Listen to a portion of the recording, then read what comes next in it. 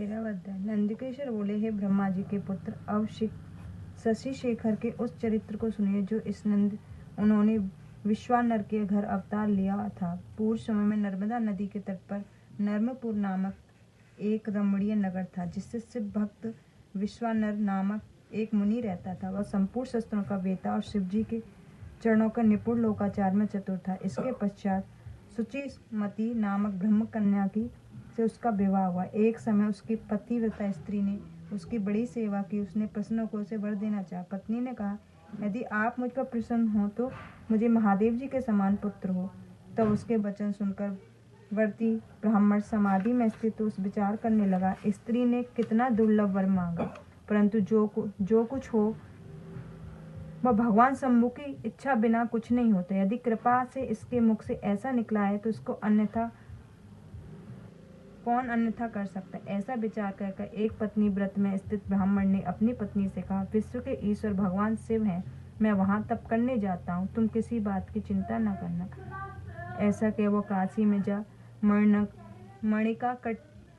कर्णिका घाट पर उसके दर्शन करने पर सैकड़ों जन्म से पाप दूर किए तथा वहां विश्वेश्वर आदि शिवलिंगों के दर्शन कर सब कुआ बावड़ी तालाब में स्नान कर संपूर्ण तीर्थ स्थानों पर पिंडदान किया। फिर सहस्त्रों प्रकार के भोजन आदि से वह ब्राह्मणों को मुनियों को तृप्त कर सब लिंगों का पूज्य योग यथोचित उपचार कर पूजन किया। बार बार यह विचरता रहा कि इन लिंगों द्वारा पुत्र की कामना निश्चलता को प्राप्त होगी।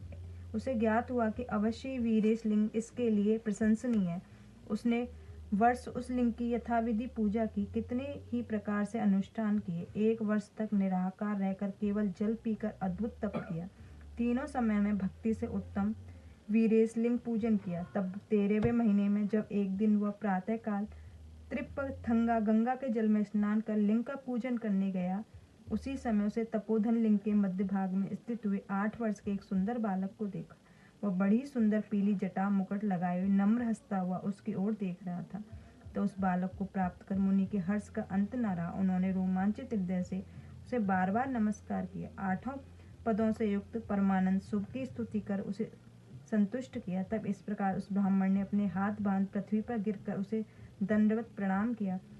तो सब वृद्धों में वृद्ध उस बालक ने अत्यंत प्रसन्न होकर विश्वानर से कहा, हे ब्राह्मण, मैं तुमसे प्रसन्न हूँ, वर मांगो। इस विश्वानर ने कहा, हे प्रभु, आपसे कुछ अज्ञात नहीं है, मुझे मांगने के ऐसा दीन वचन कहते हैं, तो हे महिषासन, आपकी जैसी इच्छा हो वैसा ही कीजिए।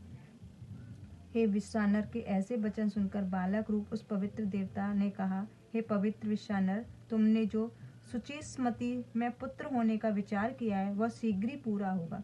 मैं स्वयं तुम्हारी स्त्री की मैं पुत्र रूप में प्रकट होऊंगा और वहां मेरा नाम गृहपति होगा।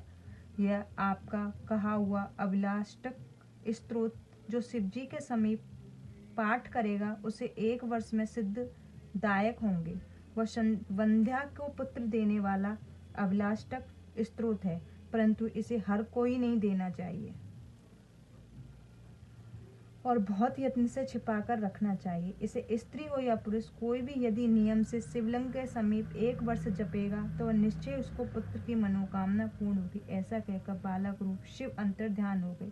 विश्वानर ब्राह्मण भी प्रसन्न होकर अपने घर को चला गया। इति श्री महाभारत तृतीय शतरुद्र संहिता का 13वां अध्याय समाप्त।